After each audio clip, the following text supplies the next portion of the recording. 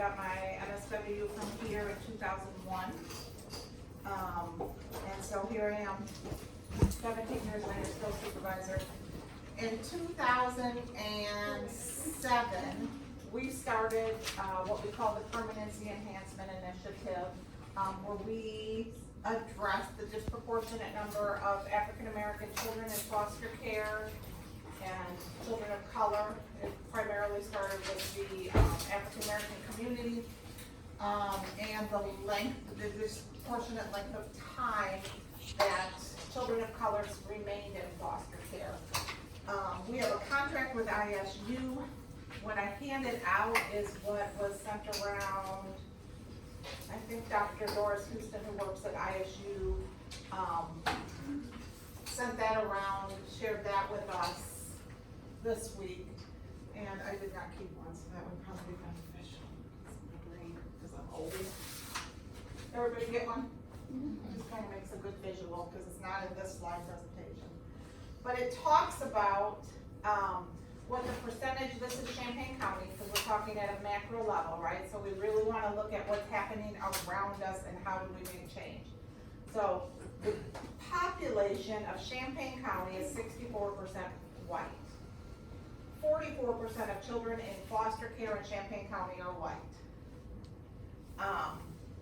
18% of Champaign County is African American, and yet 53% of the population of children in care is African American out of Champaign County.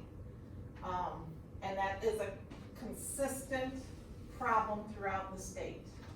Sometimes the numbers look way different.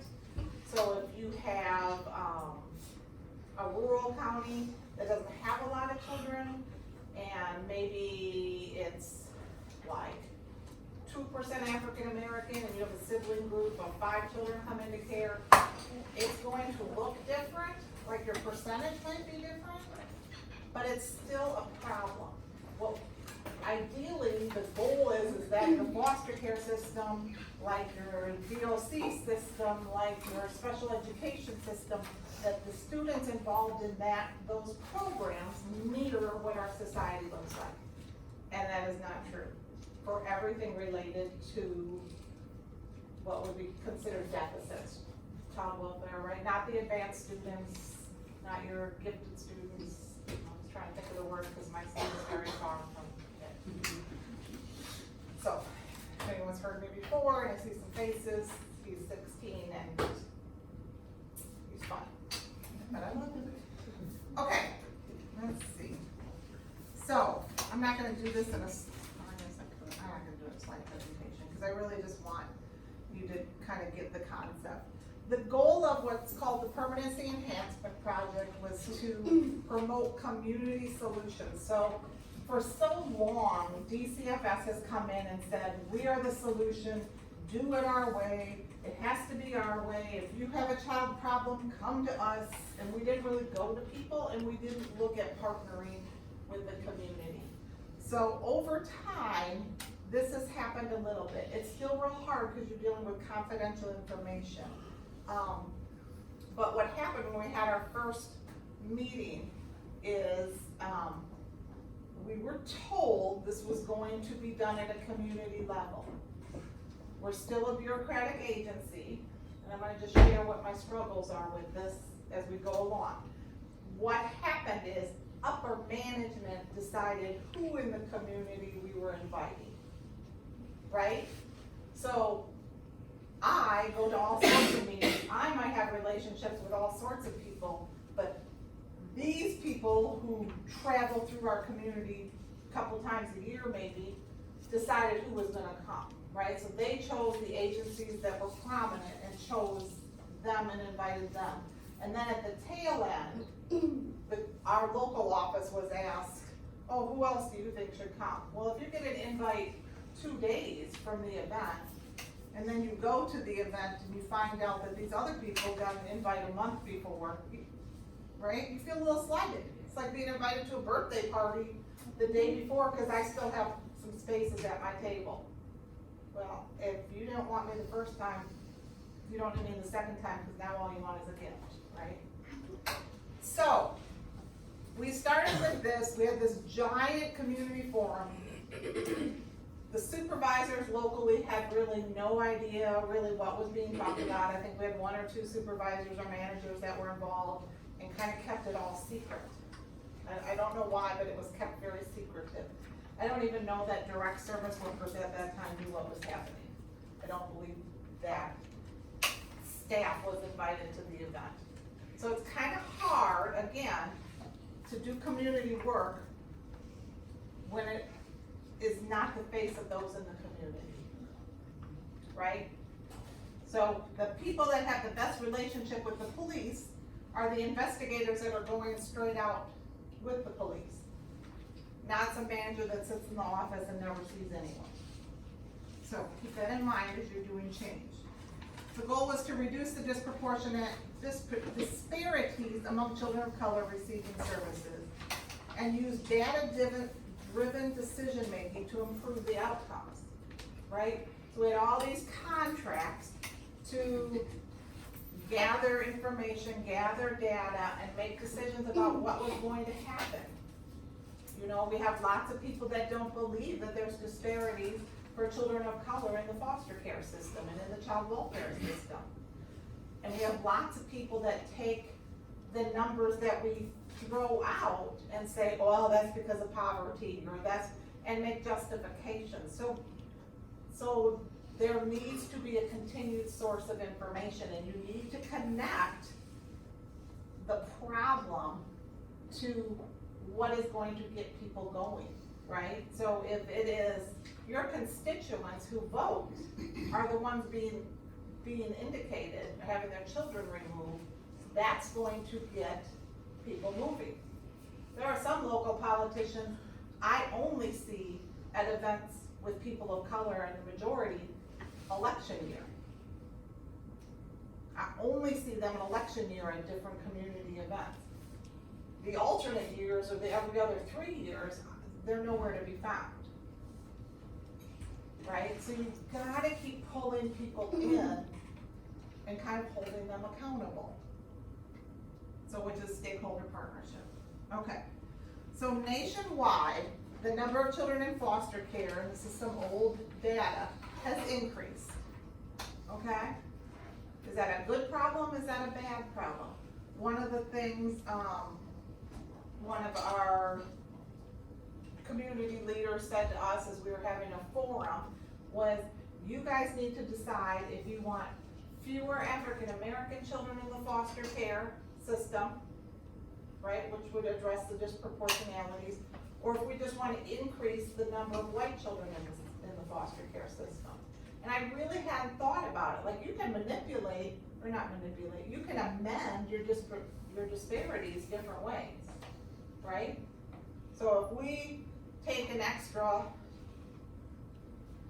we increase the white population in foster care 10%, now we have 54% of foster care kids are, or 54% of white kids are in foster care, and only 43% of the African American kids are in foster care.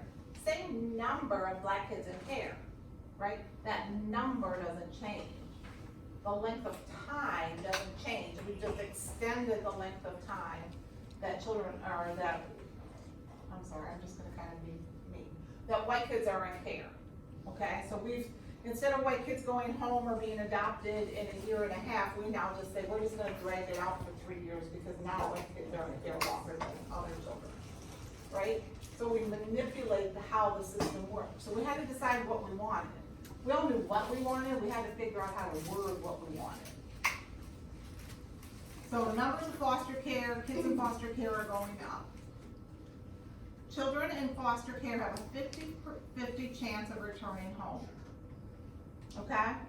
Our goal when we remove a child from their home, our permanency goal is reunification, right? They're gonna go back to their bio family. That's our goal.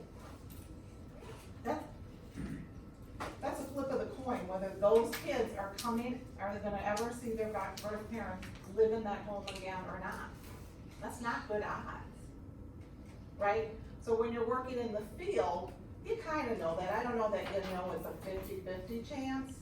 I think you're hoping always for something more.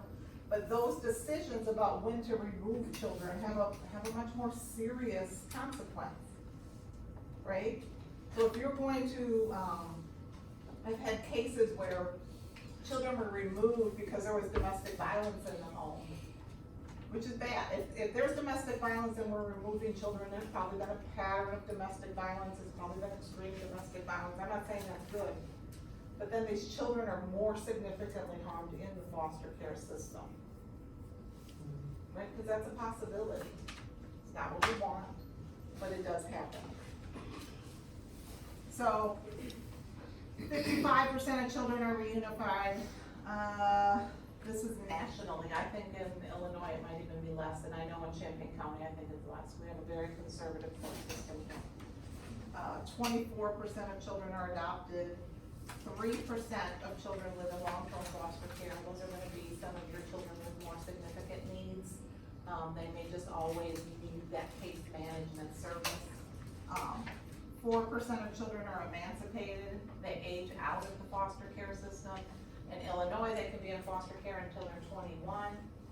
How many people want someone between 18 and 21 checking in on them all the time, monitoring them, documenting everything they do? Anybody here?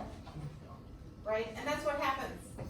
For our kids that are 18 to 21, when we think we're grown, right? Because in hindsight, I know I wasn't, because I needed my parents for everything, except supervision in my mind. But in foster care, we're documenting everything, right? We're documenting when they have sex. We're documenting if they're on birth control. We're documenting, I mean, I'm just glad I didn't have to have someone document the mistakes I made in my early adulthood, right?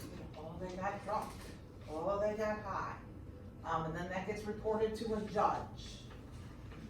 That's a lot. You know, you don't even want your parents to know. And instead you go in front of a judge with people. Who's thinking the law and not.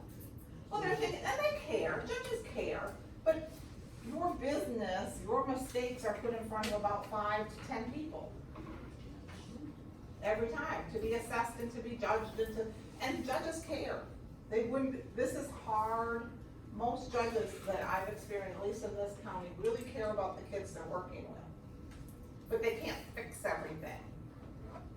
But you are judging, don't do it again.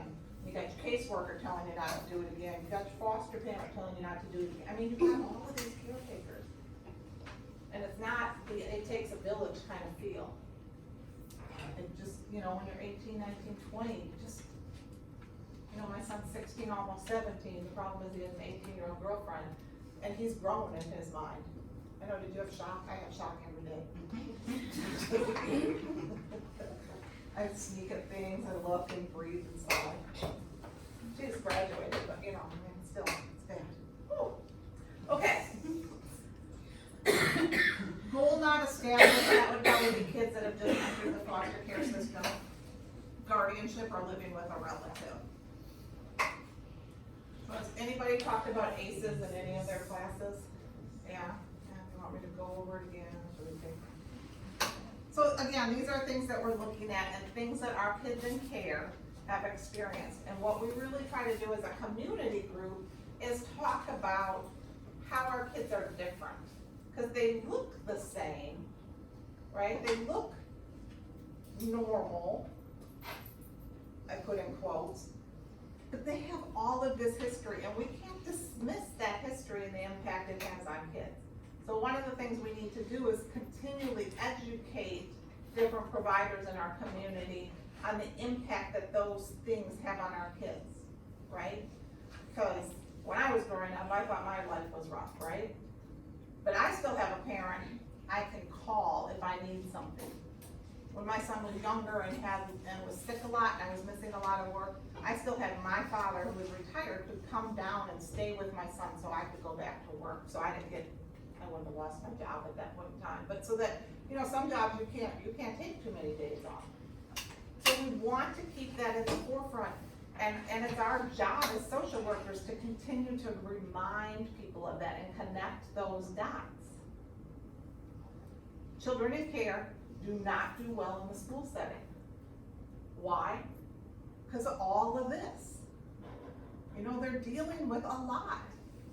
Well, yeah, and they don't have their parents who they love, even if the parents made a mistake, right? Because we all make mistakes. They're not able to parent. I just was reading an integrated assessment of social history of a young man who was raised in our foster care system, who's with a young woman who was raised in our foster care system. Because what we find is kind of those individuals with trauma history sometimes tend to, because they kind of connect, they kind of have a bond. Oh yeah, I had a crappy worker too. You know, I mean, not everybody's gonna understand that. His birth mom, he was removed from her as a baby. He found out that his birth mom was killed a couple years ago, and he said, I still can't get over that. So no matter what, so he never really had a relationship with her. He figured out who she was as an adult, and that's still a trauma. So my son's adopted. He was placed with me when he was 2. He was adopted at the age of 4. There are still things I am not ever going to be able to meet for him. Every time we go to the doctor, we gotta talk about, well, I don't know that history because he's adopted. So every time it circulates, and he's a pretty fairly well-adjusted kid. He's got his issues. Some are foster care related and some are adolescent related, right? And so the struggle is as our kids are in care, not even adopted, but our kids are in care, we are taking normal adolescent struggles and throwing services at them, right? Who ever yelled at their parent when they were in high school? Right? If you're in foster care, we're sending you to counseling. True? Yeah, we're sending you to counseling. Did anybody ever kind of run away, take off for a night? I didn't. But every mistake that someone makes, there's a service, exactly. That's wrong. And not that the services aren't necessary, but if you're not ready for counseling, it's not gonna benefit you. Okay? Champaign County. We have the 3rd largest child population in central Illinois. So central Illinois kind of runs over to Rock Island, the Quad Cities, over to Danville, Bloomington, down to Charleston. We're kind of that middle part of the state, right? We're not middle really, because southern Illinois is bigger, but. So we have, what color? Champaign is light blue. So we have, I think a year ago, we had 38,000 children living in the county, okay? Sangamon, Springfield, if you're not from Illinois, had 45,000. Peoria had 44,000. And then Bloomington is McLean County with 38. Okay. For Champaign County, we talked about that 64% of the children here are white, 18% are black, 9% are Hispanic, and 7% are Asian. Okay, there's the numbers. Children below poverty. In Champaign County, only 21% of our population is below poverty, compared to Peoria, which is 30.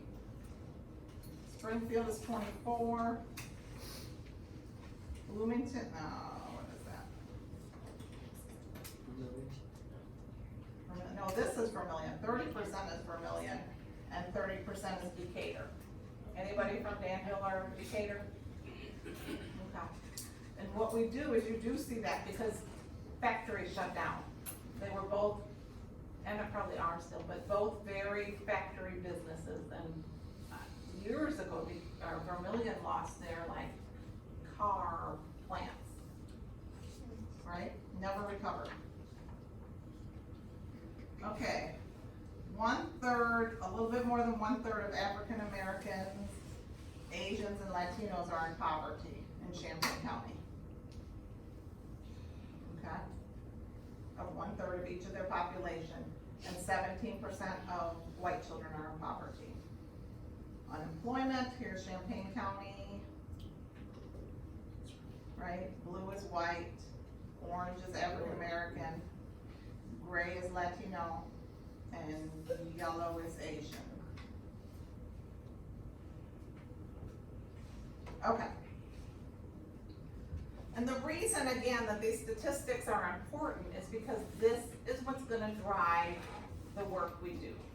So as we're working on our SOFT, which is Saving Our Families Together today, we wanted to be able to take this out to the community and get them to say, hey, we support you and here's what we can do to help. And it's a really slow process. But what I was told one time when I was feeling a little frustrated is it's taken years and years to get to this low point that we're at, right? We're not just gonna be able to flip a switch and justice is for all, right? So we have to keep this in the forefront and we have to continue to try to engage people. So one of the things we did with SOFT is we looked at who our mandated reporters are, right? Blue is who makes the reports, and orange is what percentage of those reports called in were indicated, found guilty, okay? Who's our number one reporter? Law enforcement, okay? Who's our number one indicated reporter? Law enforcement. Why? Does anybody have a clue why they think that is?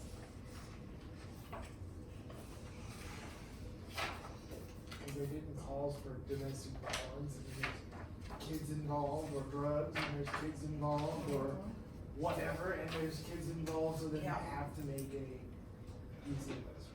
Okay, and I absolutely agree, but so let me challenge you, so think about this. Schools is the number 2 reporter, but only 12% of their reports are indicated. What do we think the difference is? Yes? It could be possible that law enforcement is directly involved with the situation, whereas school is going, and it's more of an indirect. Perfect, perfect. So your law enforcement are out there and they're seeing it. They're seeing the house in disarray, and I will say probably the majority of our reports are domestic. They're out there, they're seeing what's happening. Schools are hearing it. Kids are coming to school, and schools also have a different perception of families, right? There's pretty much credibility. Now, not all police officers, you know, it's to each their own. But police go out and see all of this. So they kind of rank what's bad. Dirty houses, we disagree with the police a lot, right? Dirty houses, because our minimal standard is pretty low. Like, my house is kind of like here. My mother's house is like here, right? Minimal parenting is like way down. I don't think I posted well some days, right? So police come out and probably see a house about here, right? And call it in. We then get the report and we're like, well, we get it, you need to clean it up, but it's just not quite meeting that standard. But with other things, absolutely, they see things firsthand. So one of the things SOFT did, instead of, because of course we always plan things, we're like, oh, this is what we need to do. We need to have forums. Well, we had forums, we invited the police and no one came, right? So you learn by your mistakes. So what we did is we went and met with 1 or 2 of the juvenile detectives that we worked with.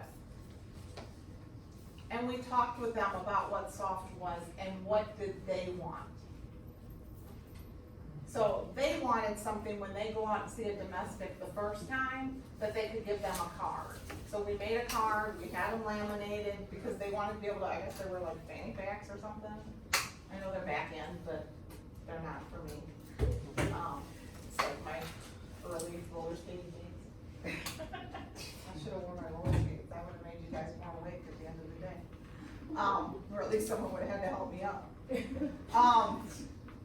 But they wanted something that they could carry with them, not a big flyer, nothing that they could pull out and say, here, you can call the Family Advocacy Center.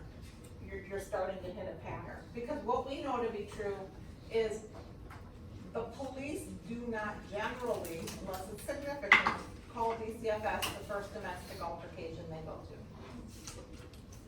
When we call and we find out and we ask for police reports, there's usually been a few contacts where they want out, it just hasn't been bad, there's been yelling, maybe some stuff thrown.